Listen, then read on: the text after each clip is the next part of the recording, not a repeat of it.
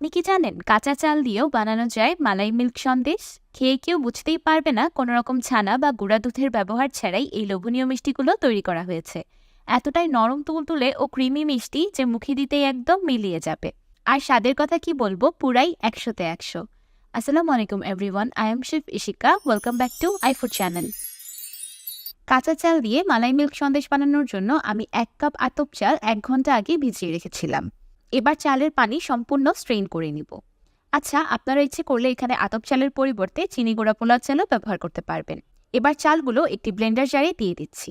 এবার ব্লেন্ডার জারে দিয়ে দিলাম ১ কাপ সুজি, ১ কাপ নারকেল কোড়ানো আর ১ কাপ টক দই। এবার এই সবকিছু একসাথে খুব ভালোভাবে ব্লেন্ড করে একটা স্মুথ পেস্ট তৈরি করে নিব। দেখতেই পাচ্ছেন সবগুলো উপকরণ আমি ব্লেন্ড করে কত স্মুথ একটা পেস্ট তৈরি করে নিয়েছি।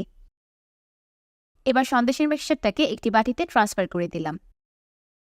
এখন দিয়ে দিলাম ১ চা চামচ বেকিং পাউডার, ১/২ চা চামচ বেকিং সোডা আর ১/২ চা চামচ লবণ।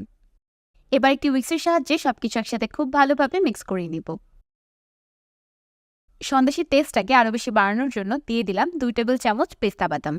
আপনারা এখানে আপনাদের পছন্দ অনুযায়ী যে কোনো বাদাম ব্যবহার করতে পারেন, আবার ইচ্ছে করলে এটাকে সম্পূর্ণ স্কিপও করতে পারবেন। সন্দেশটাকে তৈরি করার জন্য আমি একটি স্টিলের প্লেট নিয়ে নিয়েছি। এবার স্টিলের প্লেটে হালকা ঘি ব্রাশ করে দিলাম। আপনারা ইচ্ছে করলে এখানে ঘিয়ের পরিবর্তে তেলও ব্রাশ করে নিতে পারেন, কোনো অসুবিধা নেই। এবার তৈরি করে রাখা সন্দেশের মিক্সচারটাকে স্টিলের প্লেটে ট্রান্সফার করে দিলাম। উপর থেকে দিয়ে দিচ্ছি কিছু শ্রেডেড কোকোনাট। দেখার সৌন্দর্যের জন্য আমি এখানে শ্রেডেড কোকোনাটটা ব্যবহার করছি, আপনারা ইচ্ছে করলে এখানে নারিকেল কোড়ানোটাও ব্যবহার করতে পারেন। এবার সন্দেশের প্লেটটাকে একটি স্ট্রেনারের উপর বসিয়ে দিলাম। এবার ফুটন্ত গরম পানির উপর স্ট্রেনারটা বসিয়ে সন্দেশটাকে স্টিম করে নিব ২০ মিনিটের মতো। আমি ঢাকনাতে একটি কাপড় মুড়িয়ে দিয়েছি যেন স্টিমের পানিটা সরাসরি সন্দেশের উপর না পড়ে।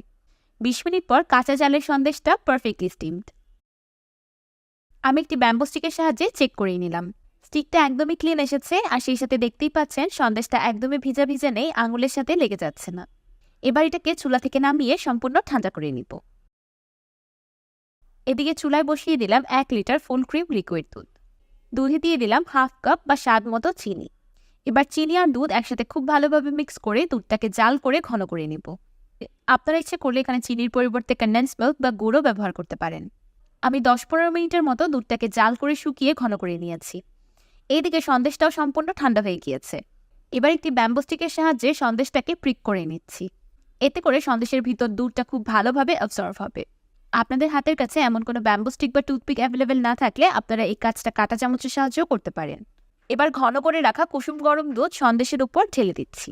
এবার মালাই মিল্ক সন্দেশটাকে এভাবেই রেখে দিব ১০ মিনিটের মতো। ১০ মিনিট পর সন্দেশ অনেকটাই মালাই অ্যাবজর্ব করে নেবে। এবার সন্দেশটাকে আমার পছন্দ মতো করে কেটে নেব। ব্যাস, তৈরি হয়ে গেল কাঁচা চাল দিয়ে মালাই মিল্ক সন্দেশ, তাও একদম সহজ পদ্ধতিতে। এই চালের সন্দেশগুলো খাওয়ার সময় বোঝাই যায় না যে এগুলো ছানা বা গুঁড়া দুধ ছাড়াই তৈরি করা হয়েছে। খেতে এতটাই বেশি ক্রিমি যে বলে বোঝানোর মতো না। অল্প খরচে ও অল্প সময়ে যদি মজাদার কোনো মিষ্টি আইটেম ট্রাই করতে চান, তাহলে এই রেসিপিটা একদমই পারফেক্ট। রেসিপিটা বাসায় অবশ্যই একবার ট্রাই করবেন আর আমাকে কমেন্ট করে জানাবেন কেমন লাগলো। নারিকেলের সাথে ভরপুর এই মালাই মিল্ক সন্দেশগুলো একটা খেয়ে আপনার মন কখনোই ভরবে না।